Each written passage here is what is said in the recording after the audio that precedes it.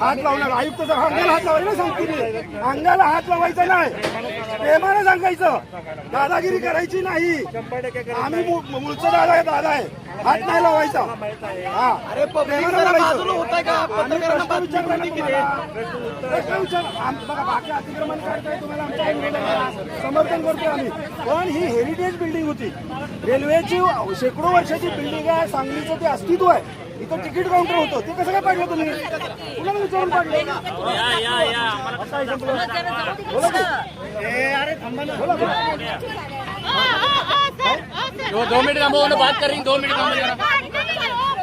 अहो ती इमारत का पाडली? ती सांगली मधलं अहो मेंटेनन्स होती, ती खराब कुठं होती? ती मेंटेनन्स होती, पडीक होती म्हणून काय झालं? अहो आम्ही रस्त्यावर उभा आहे, तुम्ही साईडला जावा, तुम्ही साईडला जावा ना. आयुक्त आहे म्हणून काय डोक्यात टाकतात आमच्या? जबरदस्ती करू नका. अहो कायदा नाही, चुकीचं केलंय ना त्यांनी. अहो पडकी इमारत कुठं पडली होती साहेब? वरनं पत्र गेला होता, खराब झाला होता. पडकी काय इमारत? आता कोणी चुकलाय ते सांगा. ते असून तोडल्यात आमचं.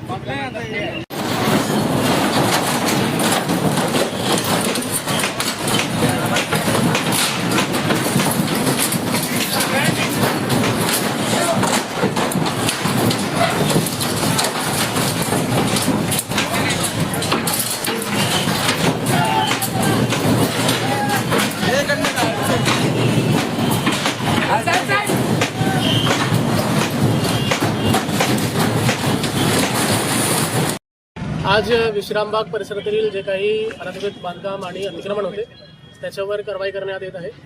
इथे मोठ्या प्रमाणात आणि बरेच दिवसापासून नशाखोरीचा अड्डा तयार झाला होता आणि इथे जे काही अनधिकृत बांधकाम आहे त्याच्यावर आम्ही कारवाई सुरू ठेवणार आहोत. ही सांगलीची रेल्वेची इमारत होती, तिकीट काउंटर. ही सांगलीचं अस्तित्व हेरिटेज इमारत होती, पण यांनी जाणीवपूर्वक पाडल्या. या आयुक्ताचा मोठा घोळ आहे. ही या समोरच्या इमारतीला 12 माळ्याची परवानगी दिली आहे, 45 मीटर रस्ता म्हणून. माझी स्वतःची तक्रार आहे याच्यावर. रस्ता हा नाहीये, रेल्वेची जागा आहे, रेल्वेचा 7 आहे, तरी सुद्धा रेल्वे प्रशासन का इथं उभं नाही आता? एवढं होत आहे तरी त्यांनी आता मोजणी करून त्यांनी जागा ताब्यात घेतल्या, मोजणी केली, बरोबर आहे. आणि काय त्यांनी अचानक येऊन पाडलंय ना. आम्ही पण आता जाता जाता बघितलं तर इमारत पाडली. महापालिका प्रशासनानं रेल्वे प्रशासनानं हे केलेलं आहे का? साधलेला नाहीये का? हो त्याच्याशी काही नाही, पण सांगलीचं एक अस्तित्व होतं ना. रेल्वे तिकीट काउंटर जुनं बांधकाम होतं, दगडी बांधकाम होतं, हेरिटेज बिल्डिंग होती. हे का पाडायचं? ह्यांना कुठे अतिक्रमण होतं, त्यात काय कोण राहत नव्हतं, काय नव्हतं, रिकामीच होती ना. ह्यांनी का पाडलं? तर ह्यांना इथं काहीतरी करायचं, समोरच्या व्यावसायिकांना मदत करायची आहे. हा भ्रष्टाचार आहे.